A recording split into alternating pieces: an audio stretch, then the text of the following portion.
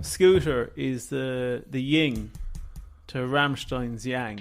In the world of conspiracies, the supernatural, and the downright spooky, there are only two men who you can trust. Denis Len and Roger O'Sullivan. Or as they prefer to be called, the Unexplained Legends. Eastern Airlines Flight 401 tragically crashed on December 29th, 1972, killing the majority of those on board. However, this was far from the final flight for the crew of this plane. This week on Unexplained Legends, the ghosts of Flight 401.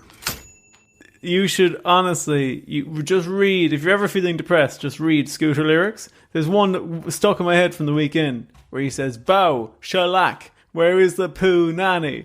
Look inside my skin, can't you tell that I'm horny?" That is unreal. Well, I don't think there's any way to get into the episode other than that, really, is there? Welcome, listeners, to this week's episode of Unexplained Legends. I'm Roger Sullivan, and with me as always is Dennis Poonani Len. and together we are the Unexplained Legends. To be honest, I don't know who we are after that. No, Dennis, how are you feeling? Good, I'm feeling great. Yeah, we went on a little trip this evening. We did. That was God. nice. Do you want to fill in the listeners? Yes, we went to a place. I won't name the place. We went to a venue to check out if we could do a comedy night, and we went in. It was the first time I've ever been to a music open mic night. Yeah, and it turns out there is something worse than a comedian's open mic night, and it's the music open mic night. Would you say there's a chance it might be your last time going to? I'd say I will never ever set foot in a music open mic night ever. It, honestly, as I said to you, it didn't even seem like we were in London, but it also didn't seem like we were even on planet Earth. Not at all. No. The range of music was. I mean, saying the range of music was a large range is actually like giving it too much credit. Actually, I would say the music definitely didn't have range. It was definitely the same genre, like person to person. Yeah. But I guess a broad genre. And I think a lot of I don't know. I mean, you play guitar, right? You might tell me what the correct name for it is, but what I can only describe as Blanca guitar. Yeah. Do you know what Blanca guitar is? Where they're nearly ripping the strings off the guitar. The old Blanca. Just hitting the lowest string, and then the rest of them aren't doing anything. Yeah, it was curious. I would say it was definitely an interesting musical event. It was like, honestly, it was like someone had put the DNA of humans into this room, and then it started like growing, and it made a society inside in the room. Because that open, I mean, people are going to think I'm exaggerating, but it literally had everyone like represented there in the world. Like it was mad. It was a distinct ecosystem. Is kind of what you're saying. Oh, completely distinct. Like you could study it. You could study it and see how the wider world works just by that room. And what I really liked was the guy who went up, and I mean, the poor man, he was awful. Like he looked like Simon Garfunkel. Oh, okay, yeah. But he, played like mud. Like he went up and he played like a garbuncle. Yeah, he went up. He wasn't great or whatever. But when he came down, he was sitting in silence next to his wife. And then, I was watching for so long, and then after like a good solid minute, he goes, "Actually went pretty well." No, he did. He did that, and then they were like, "Yeah, it did, yeah." And I thought he was contemplating like it's time to give it up, and he goes, "No, like back again next week." It will never be time to give fair it up. Juice to everyone who played.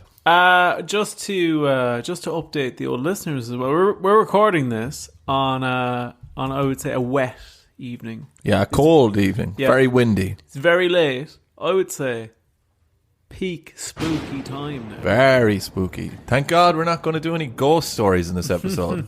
Well, Dennis, today's episode is actually a very special episode, as they all are. But this one, again, I'm going into the new year. I'm thinking I'm going to steer away from UFOs for a while. I have a lot of good UFO ones coming up, but I need to ease you back into the year because January is your kryptonite. Yes, I hate it. This one, Dennis, you referenced this subject recently in an episode, maybe 2 or 3 episodes ago, and you didn't believe that there was anything on this topic. No, I didn't. Yeah. What did I say? Do you remember? Do you have any idea what I do? Honestly, I can't remember any of the episodes. Oh, drop the act. I can't. Can you? Yeah, sometimes. Sometimes. The most recent one, I'd say. Dennis. Name it. What? The most recent one? Yeah. simulation theory. Barely got it. Got there. Dennis, this week we're doing Ghosts on a Plane. Oh yes, I did mention this. I was saying that would be like I started off by saying it would be the most humiliating one to frequent as a ghost, a plane. But then we started talking about how actually that would be terrifying for the passengers. Imagine if you fear of flying and you're lifting off, then you go, "Hey, that guy doesn't have his seatbelt on." You're like, "Oh no, that's a big ghost." He just flies out the window. Yeah, it'd be great to be a ghost though, because you could get past the trolley and go to the bathrooms. This one, Dennis, is there's a bit in this that I think, if you really think long and hard about it, is probably one of the most terrifying things you could come up with ghost-wise. You've gone real hardcore in this podcast in like the last 5 episodes. Like it was, I will say, for some of the episodes at the start, you were almost whimsical in nature. Whimsical. Oh, that is gone. You were just like, yeah, here's the things I'm really interested in. It was almost like we were talking about your hobby or something. No. You've gone... do you think this is the podcast affecting you, or do you think that like you've gone deeper, or is this the real Roger, the real conspiracy guy coming out? Oh well, there's been some changes. Yeah. Over the Christmas period, Dennis. Was it because of that guy who was found in your swimming pool? No, that was completely unrelated. Listen, I threw the party, but I didn't even know that guy. Okay, so Never met him. Never met him. He was a bit of a rabble, but what I wrote in my I do goals for the year. Mm-hmm. I write that. What I do is I write the goals in the very back of my diary, if you believe that. Okay, I do goals as well, but I oh, do you? Yeah, yeah, I do. Where is it? Oh, yeah. When did you come up with that? 2 seconds ago when I mentioned. Yeah, I do it now. Actually, I've written them all. Oh, really? You've One goal is never to talk to you ever again. That's my big goal. Oh, really? Which will be difficult. I can't achieve it because we've got an episode. But I try not to tell people my goals. Well, can I tell you one of mine? Yes. One of mine is this year to make you piss yourself once on the podcast. Piss myself? Piss yourself from fear. Do you mean like, is it like a community goal? Like?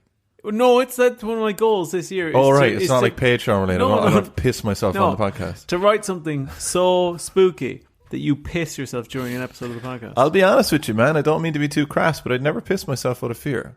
I'd probably shit myself. Here we go. He's coming in with the old hubris. No. The Lynn hubris. No. I would. I don't think I'd... No, you said you'd shit yourself. I've no interest in you shitting yourself. No, not your thing. No, I've no interest in that. Okay, I don't think I can provide what you need. I don't really piss myself when I'm scared. Okay. Oh, that's fine. If, just out of... Look, I'll tell you what, right? If I do shit myself on the podcast, what difference will it make if I do a piss afterwards? Will you you know what I mean? I'll throw in a piss. Okay. Oh, you know what? I'm happy to compromise. Get on a that. Shit piss free. Come on, we'll shake on it. I'm not shaking. Shake on that. Come on. All right. We've shaken on it. Damn it! I really didn't want to shake on that. Oh, okay. On the back of that binding contract, we'll crack on with the lamestream narrative.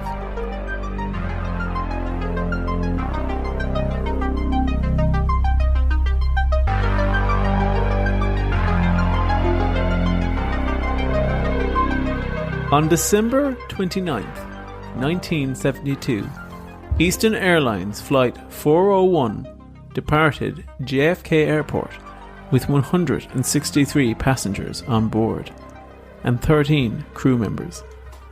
The flight was bound for Miami and should have been a short-haul flight with little out of the ordinary to report.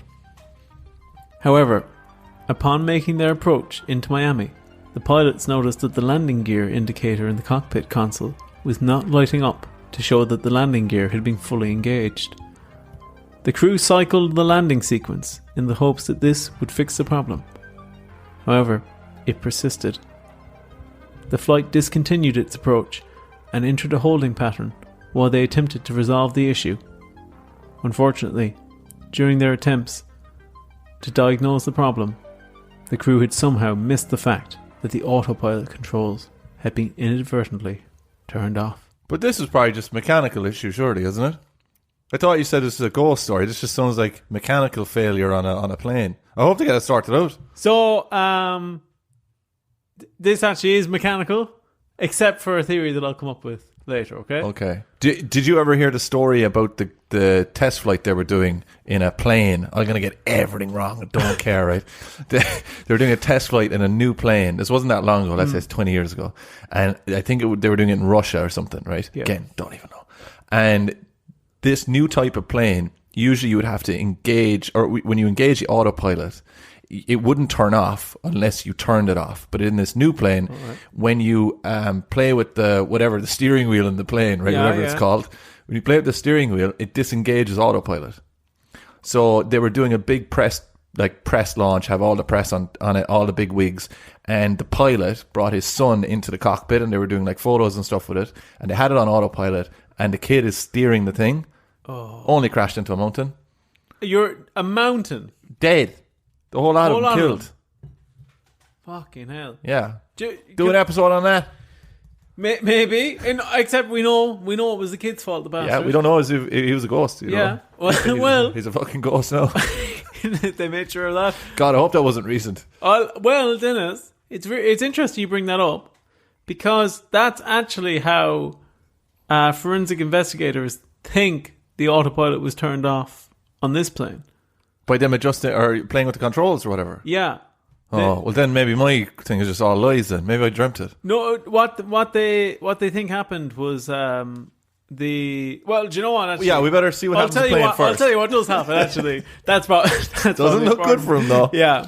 So the flight discontinued its approach, I said, and it entered a holding pattern while they attempted to resolve the issue. Unfortunately, during their attempts to diagnose the problem, the crew had somehow missed the fact that the autopilot had been inadvertently turned off. Right, listen, listeners, I know I said that twice, but it's good to say it twice. Yeah. Sure, I mean, people listen to songs and they listen to the same words over and over again. That's true, yeah. That's true, right? So, the autopilot had inadvertently been turned off, leaving the plane to descend slowly without anyone on board noticing. By the time the change in altitude had been discovered, it was too late, and the plane had crashed into the Florida Everglades, killing 101 of the total 176 people on board. It sounds very like my story, doesn't it? Do you think mine was made up and I just got everything wrong? I had a kid though in the cockpit. That's a good angle. Yeah. I like that addition. Yeah. What this is kind of... I didn't think this fit my notes, but I'll give you a bit of colour now. You won't believe this when I tell you like what they were trying to do. So the landing gear, the indicator light wasn't showing it was on, even though they were cycling it. At some stage, one of the engineers went down and checked, and apparently they confirmed that the landing gear had actually extended and was engaged. What they were doing was taking apart the console to change the bulb on the indicator light because it had blown out. And supposedly, one of the people on board, they reckon... Now, I think I've added something into this, right? But I think the report that I read... Don't tell us which bit. The bit... I'll have to tell you. The bit on the report said that... I was writing this very late at night, right? The bit on the report... Can I just ask you? I need to focus more on this. How do you add a bit in? What do you mean you add? You made up a bit? Yeah, it will make sense when I tell you. Because there's no way this was on the report I read. The bit on the report I read said that the autopilot had been disengaged inadvertently when they had shaken or like touched or moved the actual controls during this whole procedure. And the bit that I added into my brain was that somebody had hit it with their arse. Oh yeah, I think that. I think the use of the word arse in the report is probably the giveaway that you added that one in. And that I felt now in hindsight, I feel like that was unlikely to be in like an aviation authority. Was it Leslie Nielsen by any chance? Yeah, it was Mr. L. Nielsen had reported that one of the crew members had knocked his arse against it. So with this as well, I'd noticed that they crashed into the Everglades. Yes. Which I would say, not too many other places that would be worse to crash into, really. I mean, it wouldn't be the best. Swampy. What makes you say that? Swampy? Yeah, but... Humid? Crocodiles? Okay, hadn't none of that, right? But or alligators? This is... Can I just tell you a fact? I bet you didn't know this. Is it the difference between a crocodile and an alligator? No. In India... Yeah. crocodiles have much larger ears, and in Africa they have much smaller ears. Really? Yeah. And like, would they be listening to different kinds of music, or what's like? What do you think's leading? It's just they're them? different headphones. Is that it? Yeah. One of They've them. evolved with headphones. Some of them have in ear, and the other ones have over ear. Yeah, someone walk to work with the big ones over their heads. Yeah. That's a very interesting fact, though. Yeah. I think it's about elephants, though. But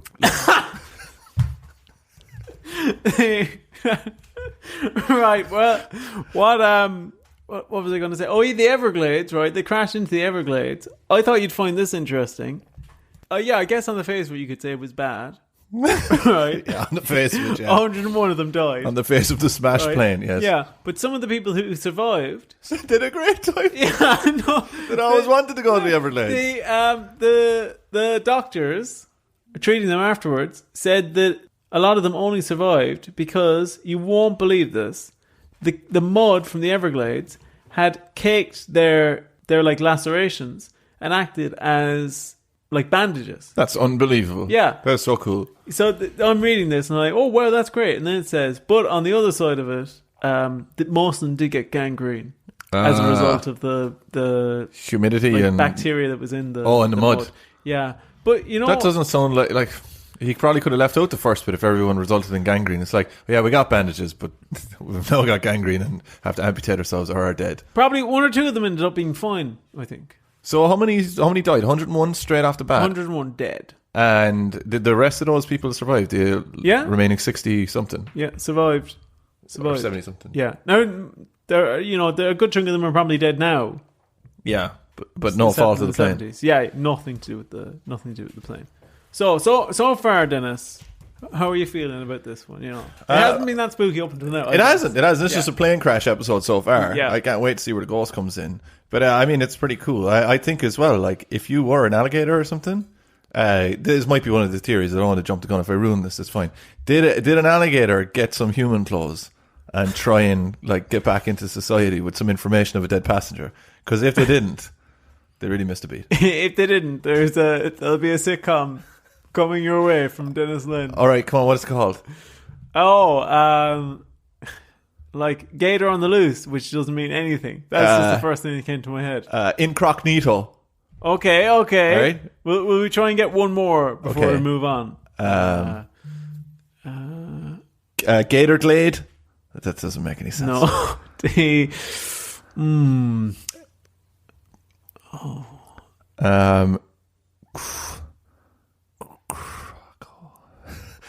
You can't just say are you just going like when people try to rhyme, when kids try to rhyme and they like go orange, Choco Croco. Alligator, Okay, it has to have something to do with planes as well. yeah. Not that maybe he becomes a pilot afterwards. No, you were complicating things. Okay, now. sorry. I don't know why you always do that. You just add in one too Just many. goes too far. Yeah. All right, do you know what? We're not. Alan Gator. Okay, Yeah, all right. there you Alan go. That's his Gator. There name. you go. Alan Gator. That's brilliant. Yeah. Alan Gator. Alan Gator. That's the thing I that he love comes up that. with. There we go.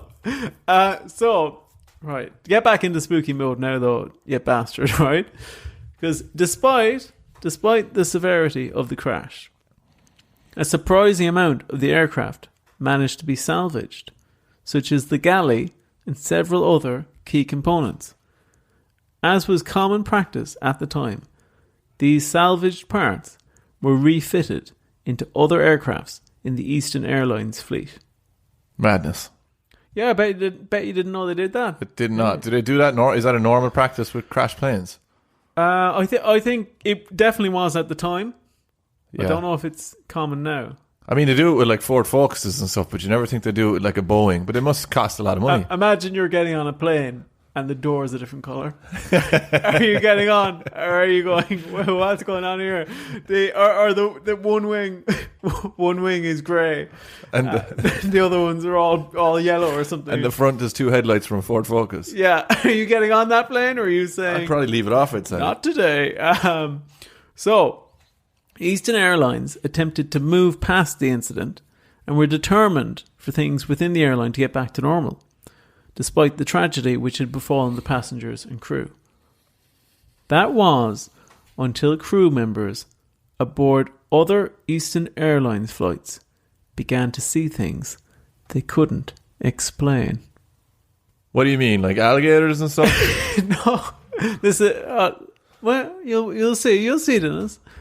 Aboard one flight, a captain was asked to come check on a passenger in first class, dressed in a pilot's uniform, who was not responding to flight attendant's questions, and even more mysteriously, was not listed on any manifests. The pilot reluctantly agreed to come back and check on the passenger, frustrated to have to leave the cockpit to deal with this issue, only to discover he in fact recognised the man. However, this wave of recognition soon turned to fear as he realised the man he recognised was none other than Robert Loft, the captain who died aboard Flight 401. What was he doing in the plane if he was dead? He's ghost, Dennis. Was he in full colour or was he black and white? I think he's in colour. Yeah. I think they would have been like, sir, can you get back here? Oh, what is it? We have a passenger in black and white. Our ghosts, let's just sort this out because I've been imagining them differently up until now. Okay. Can you put your hand through a ghost? Depends on the ghost, I think. Okay, so ghosts can appear as solid, like this guy's solid, this fella's sitting down. Because he has to, what do you call it, like, is a contour around the seat and stuff? Yeah. Does that make sense? Yeah, he appears as solid, I think. Okay. And did he say hello to the other pilot? No. Nothing. No. He comes out and he's terrified, right? They just like shit themselves when they see this and man. piss themselves for free then. Yeah. So they similarly, right? This absolutely like terrifies me. This next bit. Similarly, a flight attendant on board a New York to Miami flight once opened an overhead locker and was terrified to discover that a face was looking back at her. Oh, that's terrifying. That is fucking creepy, isn't it? That is really scary. I think it's great as well. I don't think you've realised what you've done here, but for most people, I don't think they've ever thought about ghosts on a plane.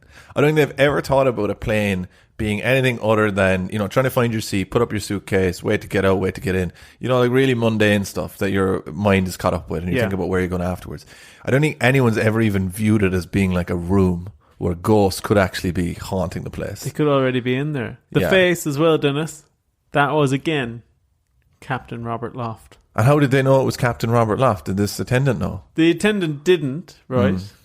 But when they got back and they reported it, they said, "Is this the person?" and showed the picture, and she said, like, "You're not going to believe this. That's the guy."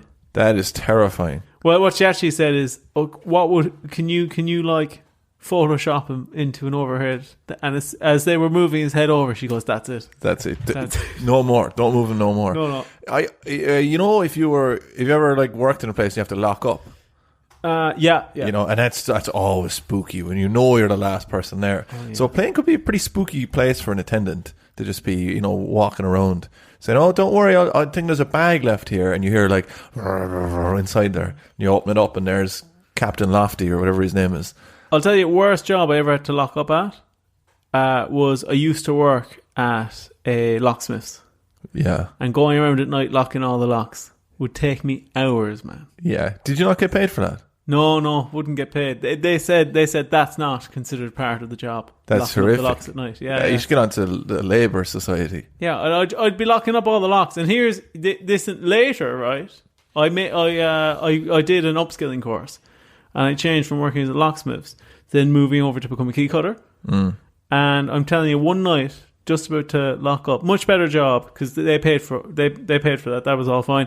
Just about to lock up, I dropped my key into a big bin that we used to call the bin of random keys. Oh no, you're not serious. I was in there for hours, trying them all, taking it out, taking one out. Yeah. In the end, just had to stay there.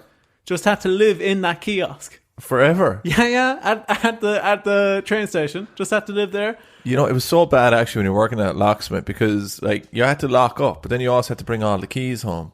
Oh, it was. You couldn't even, remember they wouldn't let you on the bus or anything because you had so many keys. I'd be walking along. Homeless people would not believe me when I said I had no change. Yeah, because they're like, I heard the jingling. I heard the jingling, and I said, listen, it's not what you're thinking. Robert Loft so far. We've only dealt with him. Yeah, he's our only ghost. Yeah, he's just cropping up. Do you know what?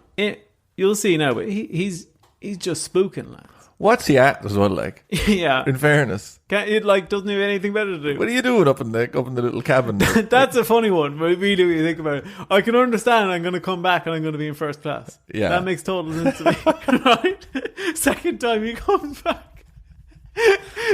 Put myself up the hand luggage. Actually, do you know what though? If you think about it, maybe if you're a pilot your whole life, maybe you do think, do you know what? I've always wondered what it would be like up there. I wonder what it's like to be a bag. And he just pops up there. Here, you know, there's a really good chance he thought they were all gone. Oh, do you think so? Yeah? Like he's like, I'll just go up here, and he could have locked himself in as a ghost. Yeah. And he like his first class was where he was actually going. And he was waiting for them to let him out. I locked myself into a boot before. That's terrible, or a trunk, or whatever you want to call it. I locked myself into a boot. That was really scary.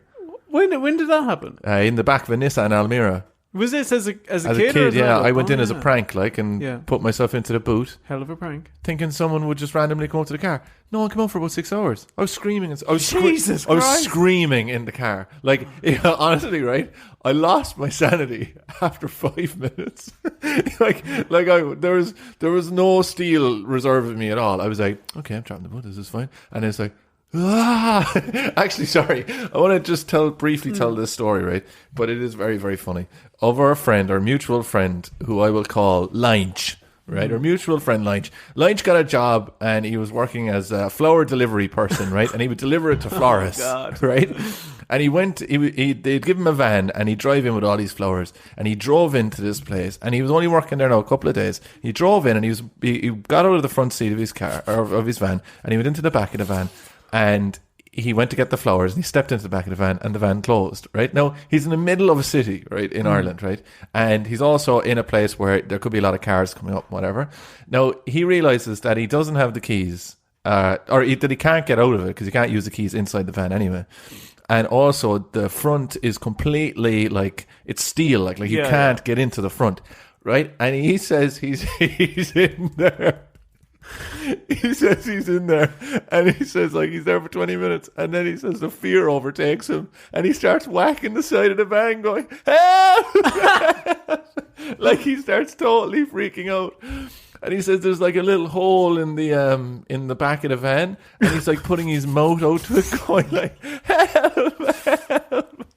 And no one opens the van for him. Right, there's people walking around, no one can hear him or whatever, maybe just avoiding the van. And then he says he realizes that there's a very clear thing on the back of the van that you can just press a button and get out. Oh, and then he says he has to open the van and just take out the flowers as if nothing happened. Oh, the fact that you would get in the back of a van and just rationally think that there is no way out. Yeah, but that's what he thought. He thought it was all over. He's in the middle of a city in a busy street, and he said, "This is it for me. I'm toast." So, but he's new to the job as well, so he must be considering the fact of I'll have to, even if I do get out. I'll have to either, if I don't get out, I have to somehow repopulate the van. All right, but if I do get out, I must make sure that this doesn't happen again. Yeah, and the other thing he's probably thinking when he's in there is, what happened to the last fella? Yeah, he in the door slowly slides across, and the minute he goes, "Oh God!" and he turns around, there's a skeleton in the corner. With cobwebs on it. it. It's oh no! And a uniform with a patch that just says Dave. Or actually, continuing on that, a segue from one man trapped in a vehicle to another, another group of flight attendants saw the ghostly face of a deceased engineer, Don Repo, reflected in the door of the plane's oven. Oh, wow. That sentence kept on going, didn't it? Yeah. I thought it was bad enough that it just saw a reflection, but in the oven door? In the door of the oven. And Don loved that oven. He loved cooking stuff in the oven. He wasn't meant to do it because he's an engineer. No, you won't believe what he did next though, right? While they stood in disbelief, the spirit merely said, "Watch out for fire," before disappearing. And? To add to the mystery, the engine on that plane had to be shut down on the returning leg of its flight, as it was dangerously close to catching on fire. You see, I don't understand. It's like going back to old Mothman, right? Now, he's, an intricate character, right? Mm-hmm. Go back and have a listen to the Mothman Prophecies episode. It's a very good one, right? But we had a discussion in that of like, what good is this guy? And I find a ghost and stuff. I mean, what good is that ghost? Like, do you know what? If he never spooked him and never said the fire thing, they would have had a normal, relaxing day up to when the fire or the engine nearly exploded. But they were probably worried sick for the whole thing. And then, lo and behold, engine pops off. Do you think that helped them? I think it did. Why? Because they were probably nervous. Like, they were tense. Yeah. And then when this happens, they take it seriously. And you mean, what? You mean on another day, if they looked out the window and the engine blew up, they'd just be like, We know somebody. I don't know if you saw this or not. What? We know somebody. I'll name check them on the podcast. That Matthew Talon. Mm-hmm. Hey, Matthew. Yeah, he if he listens, if you do listen, hello Matthew. Better I hope you're doing well in New York. He lives in New York now. Does he live in New York now? He does. He's doing very well for himself. He is. And he was flying back to Ireland for Christmas. And on his Instagram story, you won't believe this, right? All the flights got delayed. He was in the airport for like 10 hours. Finally got on a flight. The last flight leaving New York that day. I think actually the last flight that was going to get him home before Christmas. Plane takes off. The right engine explodes. That's not a joke. Catches on fire. Oh my lord! And they have to come straight back down. Oh, thank God they came down. I thought you said they were going to continue the flight. Oh, no. But that shows you though. Then I'd say they nearly did. They were nearly going to. They said we'll carry on, and then they said, "Here, we saw Don in the oven." Yeah. So maybe we should turn around. Yeah, call it quits. You seem skeptical of Don. No, I'm not skeptical that it happened. I believe that a ghost definitely did appear. An engineer ghost called Don Repo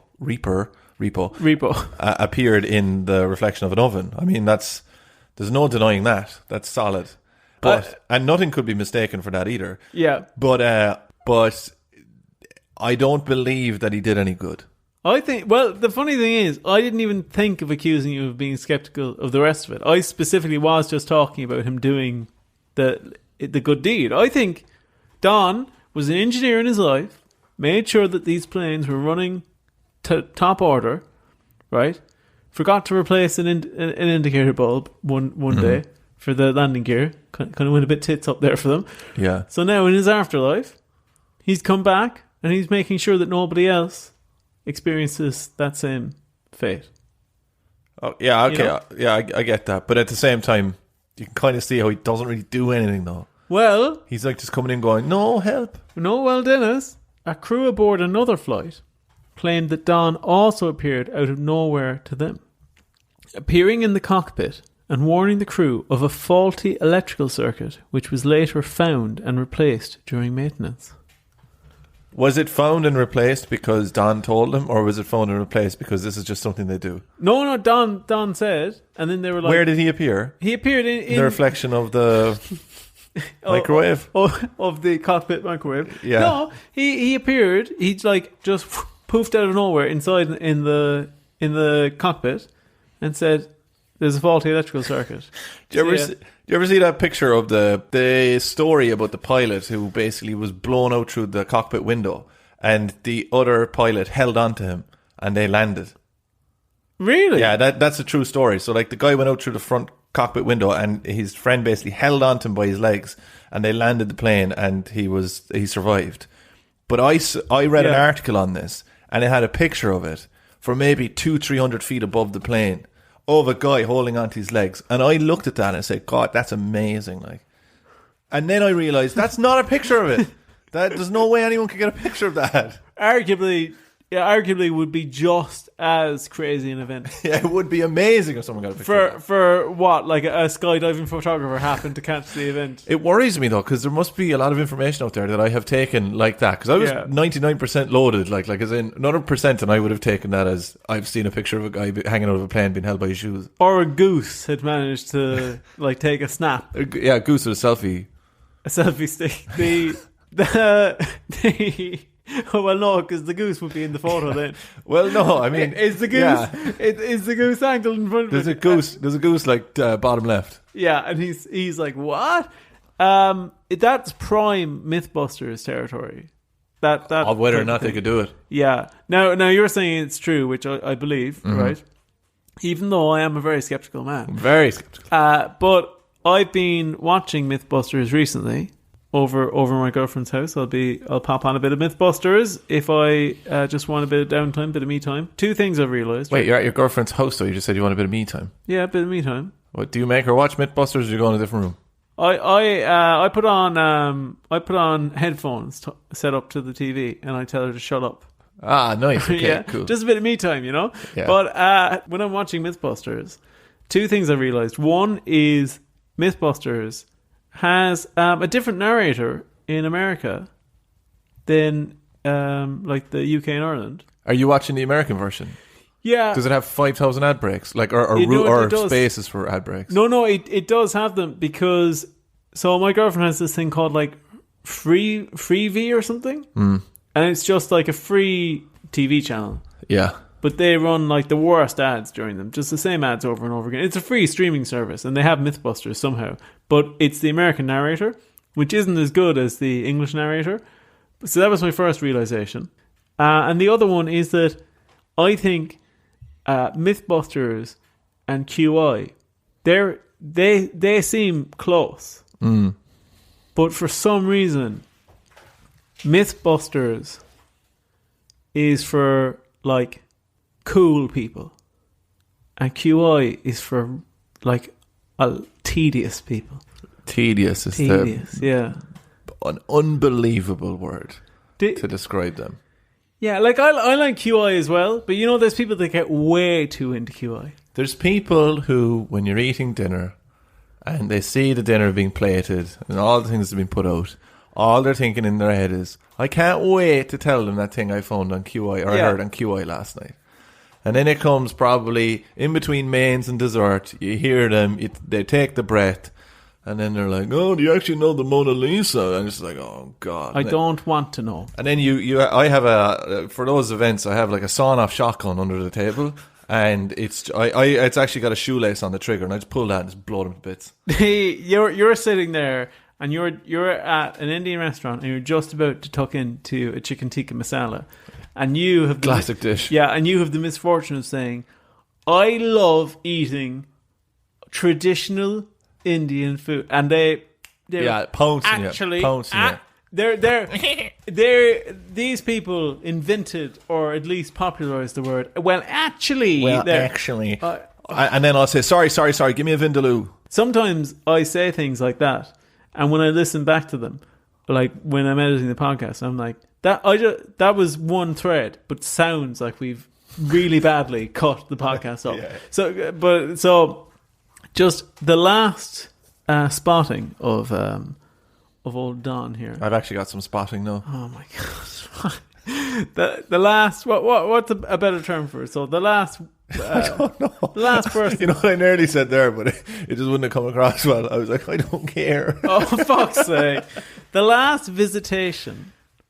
There you go. Of Don, right, was to a pilot who. Oh, actually, that doesn't make any sense the way this phrase is. Well, now that you've done that, that would be another great word as well. I'm getting my visitation. Okay, my visitation. Oh, Jesus. So, all right, one last bit with Don here, right? A pilot even witnessed the ghost of Don doing pre-flight checks as he boarded the plane that he was about to pilot. And he was so scared by the incident, he had the flight cancelled. Whoa. Yeah. And what was his official reason for it? It's all ghost, like, or did he make up something else? No, he said ghost on the plane. It's a tick box. It's way down the list. But it is there. Yeah. And he goes, oh, good, yeah. I thought it would be a free text field, but actually, yeah, it's on. He the was drop going down down to other, and then you just saw it above it. You just saw, ghost on a plane. Oh, it's here. Okay, yeah. Well, that's convenient. So, but the sightings became so prolific and widely reported that an internal memo was apparently circulated among staff to tell them they were no longer supposed to report the incidents of this manner while on duty. So they got rid The of the staff tick of box. who? What airline is this? Eastern Airlines. Okay. So they were told, stop reporting this. Supposedly, actually, even the CEO at the time of Eastern Airline, he was once greeted by one of the ghosts when he came on. And he was terrified, obviously. Yeah, as you would be. Yeah. Eastern Airlines eventually removed all the salvaged parts from the haunted planes that were linked back to the original. That's a crazy fact. Yeah. That is really 401. cool that they did that. Yeah. That's that because like there's guys there who don't believe in it, but they're like, if we don't remove these things, they're not one, they're not going to stop talking about ghosts, but two, there's probably going to be people stop going on the working on the planes. Yeah. And if the passengers hear about it, they'll never get on it. And after they removed them, Denis, the ghostly crew members were never seen again. And to this day, what truly happened on those flights remains unexplained. Madness. Very spooky, very spooky. Like I said, you've opened up a whole new place to freak out now, and that is a plane. So here's we don't usually have theories on the ghost ones, right? But I do have I've one or two theories for you. The first one is, you kind of alluded to it. Was there any chance that original flight was cursed? I thought the ghost was going to end up there. No, that was just a tragedy. Oh, right, okay. Yeah.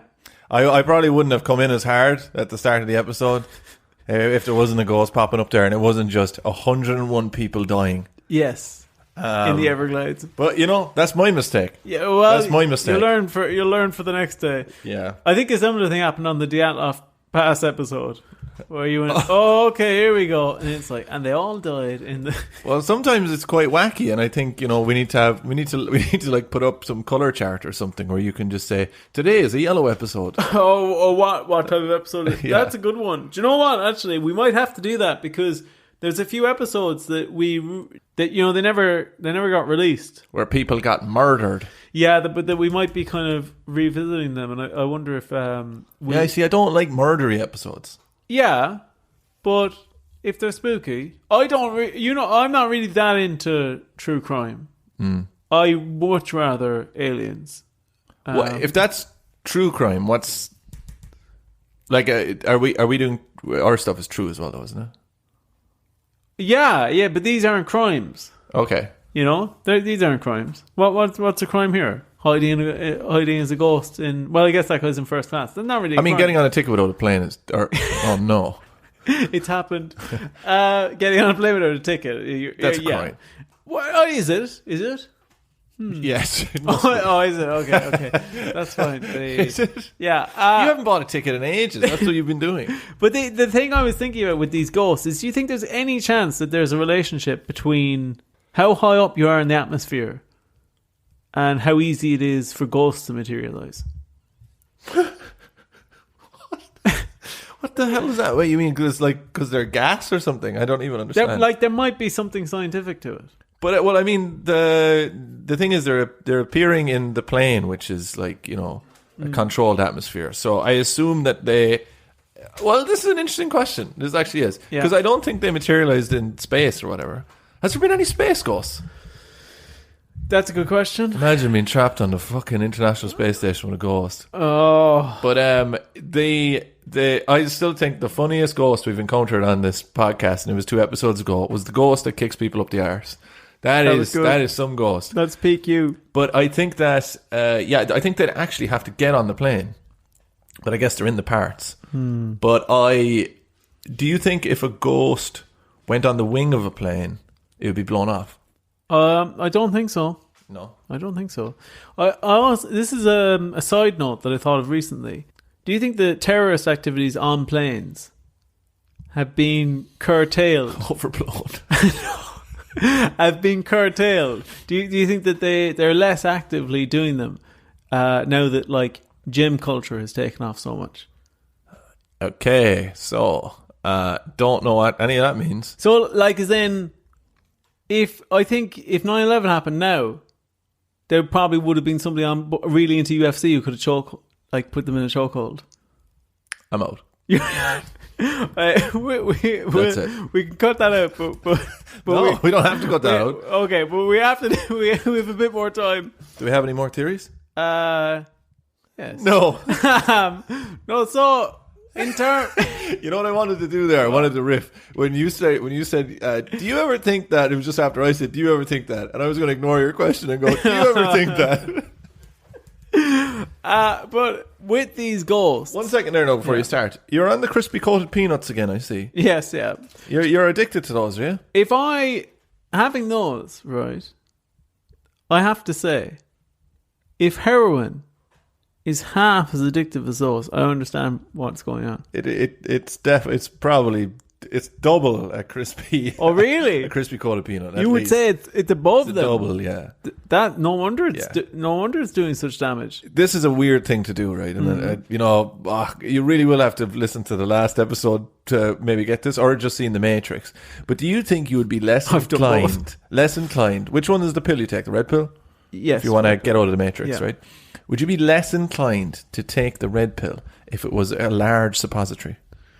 Do you know what would be great? Is because I think when you've said that, most people listening are thinking that they're both suppositories. But what would be really great if it's like, take the blue pill, swallow the blue pill, a glass of water. You wake up, take this red suppository, and It's like the size of a small traffic cone. and see how deep your rabbit hole goes. You'd really have to trust them then. It's like, Yeah. not just jump out a window. Do you know what I missed until this one? Is that, do you know what they take? What they take is just a tracer program so that they can find the person. You mean that's in the red pill, is it? Yeah. Oh, very cool. Because I think I always assumed... never knew that. Yeah, I think I always assumed that the red pill was what brought them out.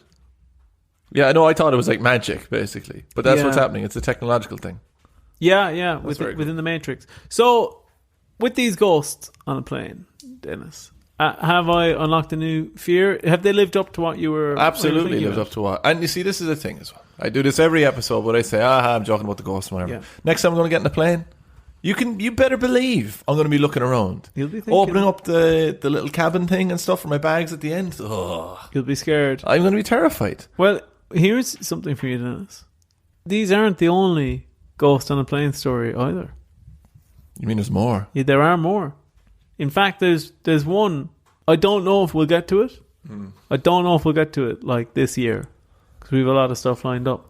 But there's even one or two that take place during old World War II. World War II. Yeah, Well, we have had a lot of spooky stuff happening. We had the Foo Fighters and stuff like that. yeah.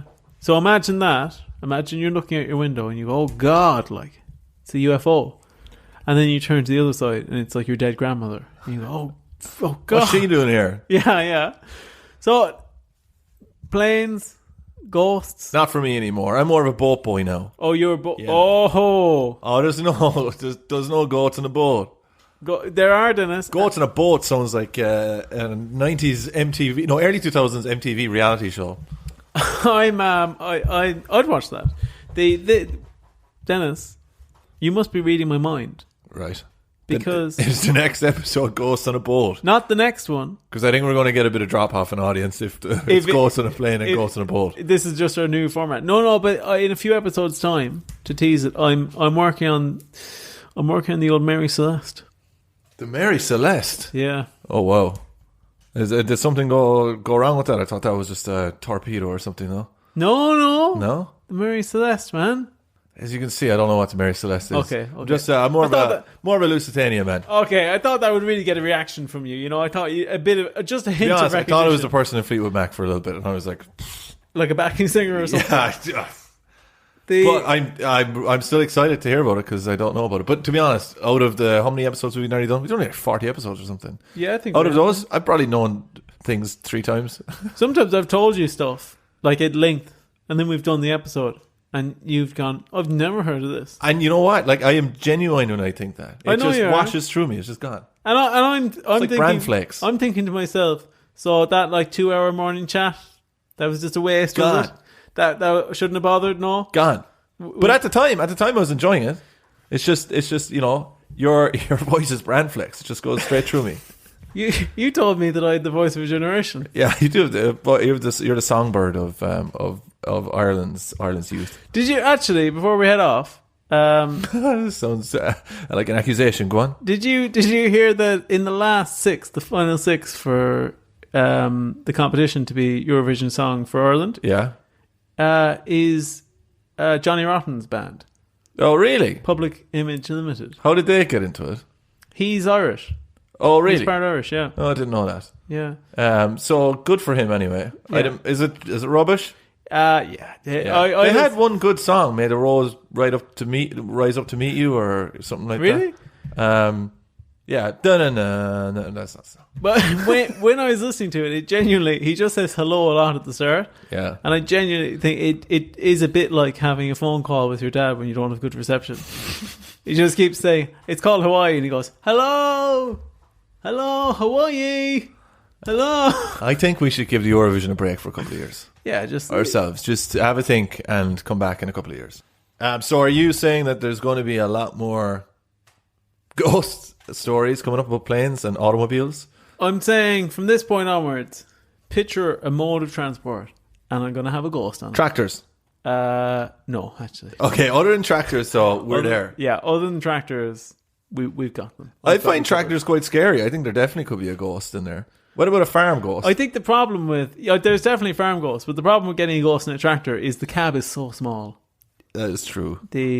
So how do you find these ghost stories? How I like I said, I find them believable. Mm-hmm. I wish you told me that at the start it was just a story about 101 people dying and 176 getting injured and trapped in the Everglades and contracting gangrene.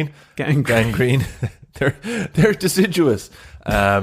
And I would have made less fun of that. But yeah, I find it very spooky that planes are now open to be haunted. Whether or not I believe that captain, to be honest, the captain guy came across a little bit like farcical. He did come across a little bit comical. Just cropping up places. Yeah, just like, especially when he made the move up in I'm telling you, he went back to the ghosts and they were in tears laughing at him. You did what? They were in tears, and he's just like, I can't believe it. I was just going up there for a second. She opens up the thing, and now it's part of the legend. Ooh. And they're in tears laughing at him and how bad it is. And old Don Repo, he at least was trying to... Yeah, Don Repo's trying to do a bit of good, but at the same time, he just confuses things by appearing in the reflections of ovens and stuff. Yeah. It just does not, you just said, nothing for the story. No, he just needs to appear as he is, somewhere. Hey, chill out, man. Be yourself. But Don, yeah, Don Repo just giving people, that'd be a nice ghost, wouldn't it? Just giving people advice. Yeah, just like positive vibes. When I picture him in the oven as well, I just picture him saying, "Watch out for fire," and then disappearing straight away, running away. Yeah. You do realize that it was just the person seeing their own face in the oven. No, it wasn't, Dennis, because he said the thing. I mean, someone probably said that behind No, him. he said the thing. He said, "Watch out for fire." No, he probably heard. In what context? He probably heard someone say down the stairs, "Have you changed that tire?" On a plane? Get real. Well, that's what happens in the first place. That's why they crashed. That's everything for this week. All right, thank you so much for listening to this episode, the spooky one. I've been Denis Len, or Denis Len 3D if you want to find me on Twitter and Instagram. No, can't say that. Instagram. You have been Roger O'Sullivan, and you can find me at Roger O'Comedy. I've eaten all my Terry's chocolate orange, so I thought I'd have more to look forward to, but I don't. But we're off to bed now, separately. Yeah. And really? And give us a 5-star rating on Spotify and on Apple Music and anywhere else you listen. And if you've previously given us one on one of those platforms and you've moved over to the other, please give us another 5-star yeah, we're pointing the finger at the Spotify people. We've got a load of ratings on that. We could do it more, which would be great. We just want to beat these algorithms. But if you've given us one on Spotify and you have an Apple account, can you please go over there, give us a little 5-star on Apple, write down we're so great, because it really helps. Yeah, we're getting a lot of people listening to us on Apple now, and it's as a result of our 1 or 2 reviews. They just spiked the listenership, so that would be great. Yeah, and it also, tell your friends. Tell your friends. Nothing's better than telling your friends. Yeah, don't keep this a secret. Yeah. But people do seem to be telling people. We just need more people to tell more people, because, to be honest, I don't want to do my job anymore, and I need this to work out. That would be unreal. Yeah. All right. Thank you so much. Love you. Bye.